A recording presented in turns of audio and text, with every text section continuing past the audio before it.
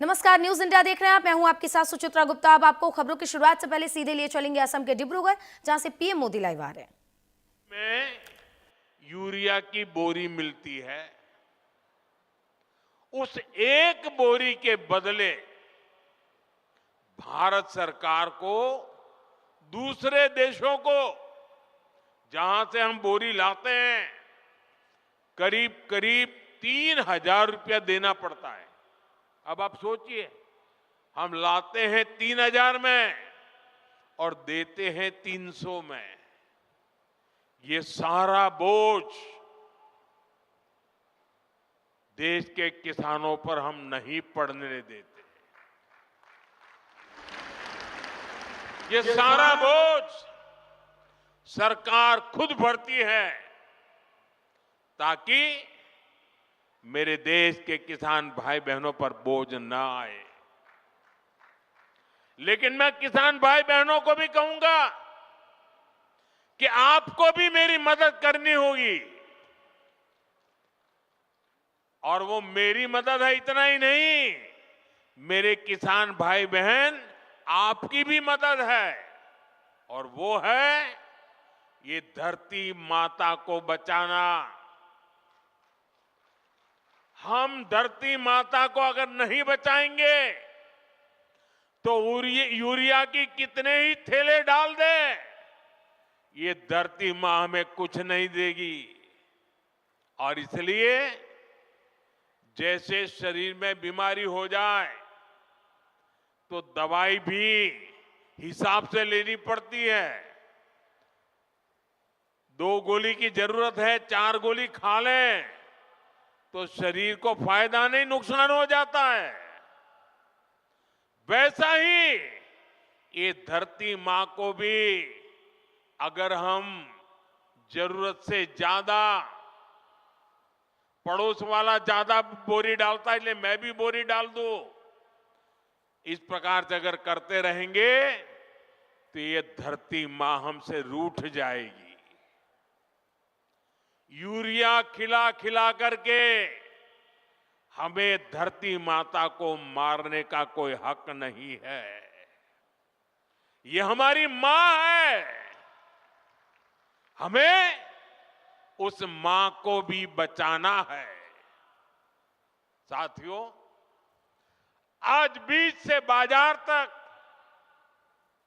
भाजपा सरकार किसानों के साथ खड़ी है। खेत के काम के लिए सीधे खाते में पैसे पहुंचाए जा रहे हैं, ताकि किसान को उधार के लिए भटकना न पड़े। अब तक पीएम किसान सम्मान निधि के लगभग 4 लाख करोड़ रुपए किसानों के खाते में भेजे गए हैं। आंकड़ा याद रहेगा? भूल जाएंगे? 4 लाख करोड़ रुपया मेरे देश के किसानों के खाते में सीधे जमा किए हैं।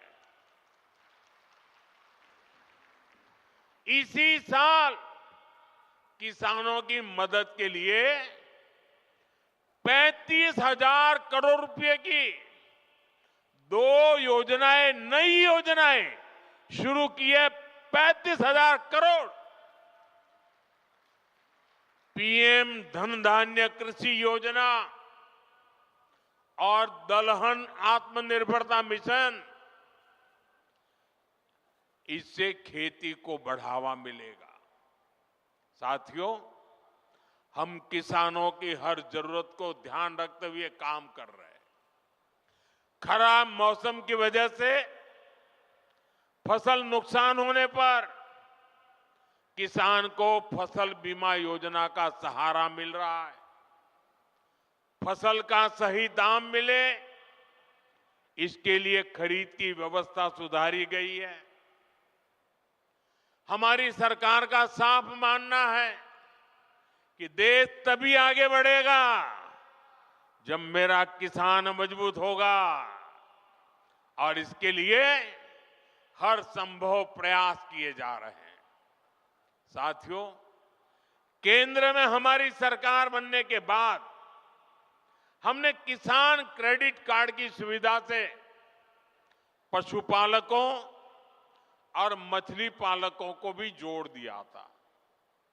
किसान क्रेडिट कार्ड केसीसी, ये केसीसी की सुविधा मिलने के बाद हमारे पशुपालक, हमारे मछली पालन करने वाले इन सबको खूब लाभ उठा रहा है। केसीसी से इस साल किसानों को, यह आंकड़ा भी याद रखो, केसीसी से इस साल किसानों को 10 लाख करोड़ रुपए से ज्यादा की मदद दी गई है। 10 लाख करोड़ रुपया।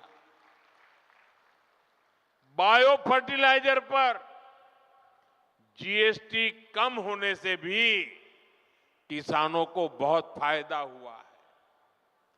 भाजपा सरकार भारत के किसानों को नेचुरल फार्मिंग के लिए भी बहुत प्रोत्साहन दे रही है। और मैं तो चाहूंगा असम के अंदर कुछ तहसील ऐसे आने चाहिए आगे जो 100% नेचुरल फार्मिंग करते हैं। आप देखिए, हिंदुस्तान को आसाम दिशा दिखा सकता है। आसाम का किसान देश को दिशा दिखा सकता है। हमने नेशनल मिशन और नेचुरल फार्मिंग शुरू की। आज लाखों किसान इससे जुड़ चुके हैं। बीते कुछ सालों में देश में 10,000 किसान उत्पाद संघ एफपीओज बने हैं। नॉर्थ ईस्ट को विशेष ध्यान में रखते हुए हमारी सरकार ने खाद्य तेलों, पाम ऑयल से जुड़ा मिशन भी शुरू किया है। ये मिशन भारत को खाद्य तेल के मामले में आत्मनिर्भर तो बनाएगा ही, यहां के किसानों की आय भी बढ़ाएगा। साथियों, यहां इस क्षेत्र में बड़ी संख्या में हमारे टी गार्डन वर्कर्स भी हैं।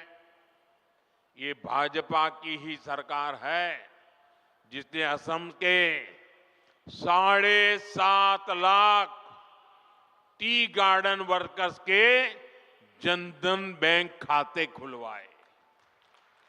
अब बैंकिंग व्यवस्था जुड़ने की वजह से इन वर्कर्स के बैंक खातों में सीधे पैसे भेजे जाने की सुविधा मिली है। हमारी सरकार टी गार्डन वाले क्षेत्रों में स्कूल, रोड, बिजली, पानी, अस्पताल की सुविधाएं बढ़ा रही है। साथियों, हमारी सरकार सबका साथ, सबका विकास के मंत्र के साथ आगे बढ़ रही है। हमारा ये विजन देश के गरीब वर्ग के जीवन में बहुत बड़ा बदलाव लेकर आया है। पिछले 11 वर्षों में हमारे प्रयासों से, योजनाओं को धरती पर उतारने के कारण 25 करोड़ लोग, यह आंकड़ा भी याद रखना, 25 करोड़ लोग गरीबी से बाहर निकले हैं। देश में एक न्यू मिडिल क्लास तैयार हुआ है। ये इसलिए हुआ है क्योंकि बीते वर्षों में भारत के गरीब परिवारों के जीवन स्तर में निरंतर सुधार हुआ है। कुछ ताजे आंकड़े आए हैं जो भारत में हो रहे बदलाव के प्रतीक हैं। साथियों, और मीडिया में ये सारी चीजें बहुत कम आती है और इसलिए मैं आपसे आग्रह करता हूं, मैं जो बातें बताता हूं जरा याद रख करके औरों को बताना। साथियों, पहले गांवों के सबसे गरीब परिवारों में 10 परिवार में से एक के पास 22 बाइक तक होती नहीं थी। 10 में से एक के पास भी नहीं होती। अभी जो सर्वे आए हैं, अब गांव में रहने वाले करीब करीब आधे परिवारों के पास बाइक या कार होती है।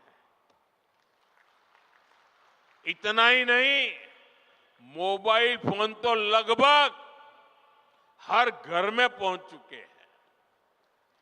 फ्रिज जैसी चीजें जो पहले लग्जरी मानी जाती थी, अब ये हमारे नियो मिडिल क्लास के घरों में भी नजर आने लगी है। आज गांवों की रसोई में भी वो जगह बना चुका है। नए आंकड़े बता रहे हैं कि स्मार्टफोन के बावजूद गांव में टीवी रखने का चलन भी बढ़ रहा है। ये बदलाव अपने आप में नहीं हुआ। ये बदलाव इसलिए हुआ है क्योंकि आज देश का गरीब सशक्त हो रहा है। दूर दराज के क्षेत्रों में रहने वाले गरीब तक भी विकास का लाभ पहुंचने लगा है। साथियों, भाजपा की डबल इंजन सरकार गरीबों, आदिवासियों, युवाओं और महिलाओं की सरकार है। इसलिए हमारी सरकार असम और नॉर्थ ईस्ट में दशकों की हिंसा खत्म करने में जुटी है। हमारी सरकार ने हमेशा असम की पहचान और असम की संस्कृति को सर्वोपरि रखा है। भाजपा सरकार असमिया गौरव के प्रतीकों को हर मंच पर हाईलाइट करती है। इसलिए हम गर्व से महावीर लसित बोरफुकन की 125 फीट की प्रतिमा बनाते हैं। हम असम के गौरव भूपेन हजारिका की जन्म शताब्दी का वर्ष मनाते हैं। हम असम की कला और शिल्प को, असम के गोमोशा को दुनिया में पहचान दिलाते हैं। अभी कुछ दिन पहले ही रशिया के राष्ट्रपति श्रीमान पुतिन यहां आए थे। जब दिल्ली में आए तो मैंने बड़े गर्व के साथ उनको असम की ब्लैक टी गिफ्ट किया था।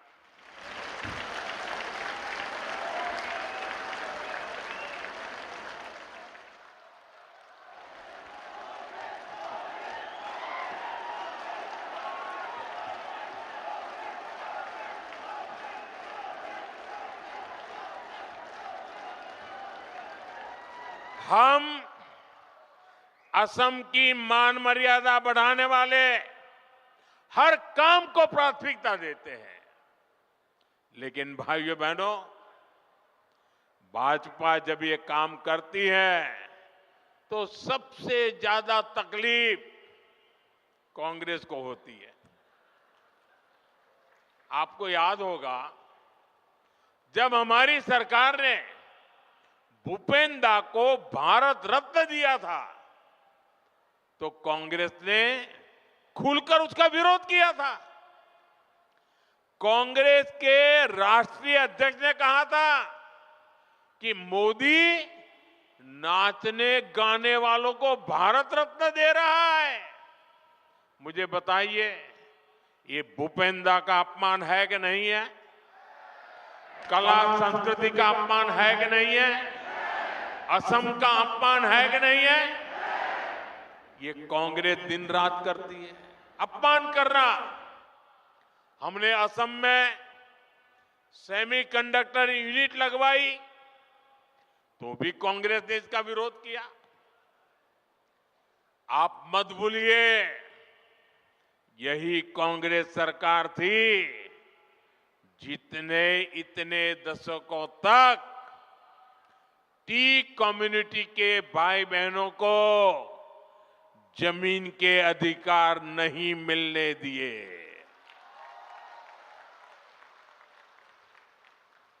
बीजेपी की सरकार ने उन्हें जमीन के अधिकार भी दिए और गरिमापूर्ण जीवन भी दिया। और मैं तो चाय वाला हूं, मैं नहीं करूंगा तो कौन करेगा?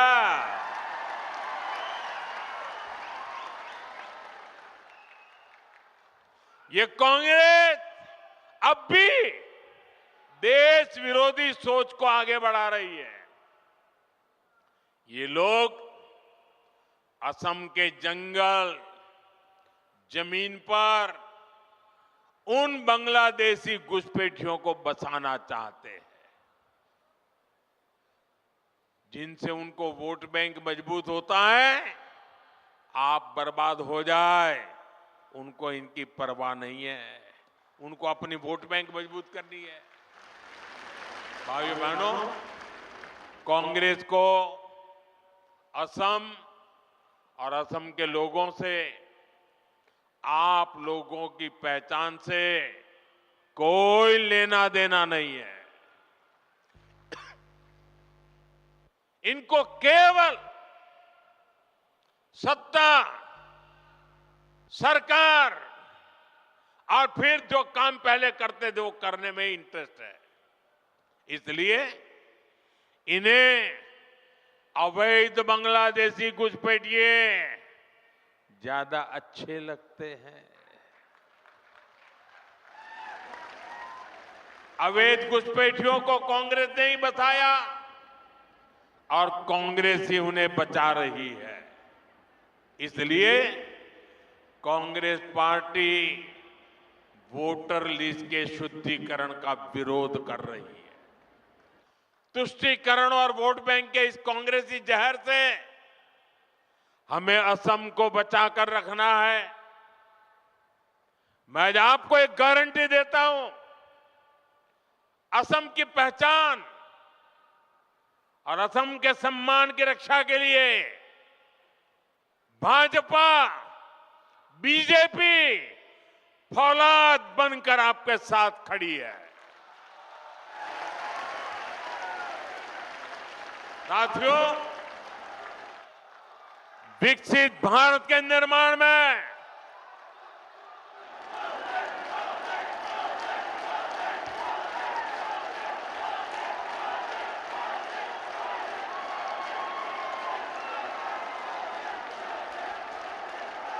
आपके आशीर्वाद यही मेरी ताकत है।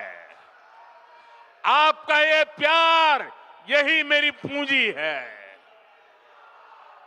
और इसीलिए पल पल आपके लिए जीने का मुझे आनंद आता है।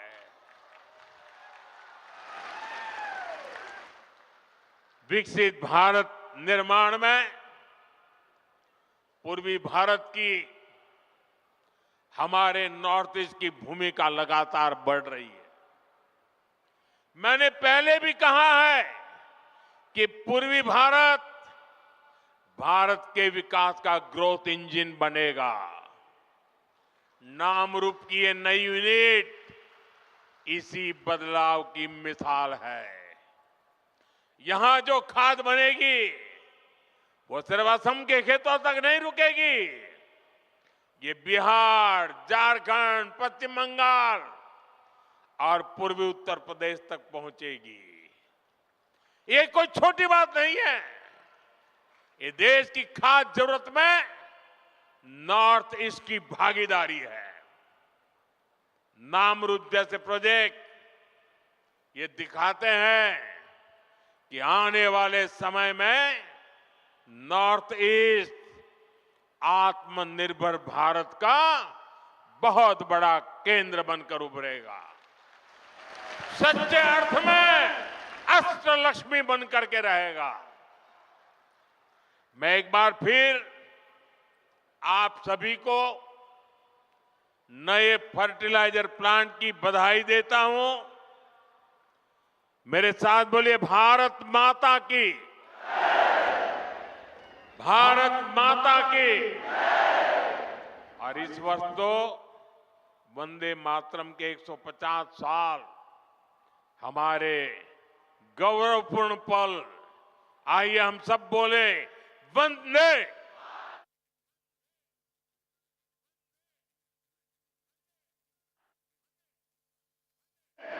वंदे वंदे वंदे।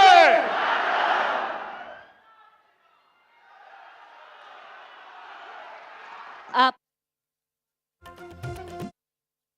के हुंकार सुन रहे थे आप। पीएम मोदी ने कांग्रेस पर इस दौरान निशाना भी साधा है और किसानों को लेकर हम संवेदनशील, क्योंकि किसानों को लेकर लगातार विपक्ष जो है वो बीजेपी सरकार पर, केंद्र की सरकार पर निशाना साधते रहा है और एक ही बात कहता है कि किसानों के हक में कोई फैसला नहीं लिया जा रहा। अब इसको लेकर पीएम मोदी ने एक बड़ा पलटवार कर दिया है। कांग्रेस की सरकार में खाद्य कारखाने बंद पड़े थे, हमने खुलवाए हैं और प्रधानमंत्री नरेंद्र मोदी ने आंकड़ों के साथ बात की कि जब से हमारी सरकार आई है तब से लगभग 25 करोड़ से ज्यादा जो लोग हैं वो गरीबी रेखा के बाहर आए हैं। प्रधानमंत्री नरेंद्र मोदी असम के डिब्रूगढ़ पहुंचे हुए हैं, जहां से इस वक्त आप उनको सुन रहे थे। उन्होंने नए उर्वरक जो है मिशन की शुरुआत भी की है और असम को इस दौरान उन्होंने एक बड़ी सौगात दी है। इतना ही नहीं बल्कि प्रधानमंत्री नरेंद्र मोदी इस दौरान असम और जो बंगाल है, पश्चिम बंगाल, क्योंकि आने वाले समय में चुनाव होना है, इसके मिशन पर लगे हुए हैं और लगातार लोगों को साधने की, वोटरों को साधने की कोशिश। और प्रधानमंत्री नरेंद्र मोदी कांग्रेस पर निशाना साधते हुए आज नजर आए। किसानों के विकास से ही देश का विकास होगा, ये बात प्रधानमंत्री नरेंद्र मोदी ने आज साफ कर दी और ये भी कहा है कि लगभग 25 करोड़ लोग गरीबी रेखा से बाहर आए हैं।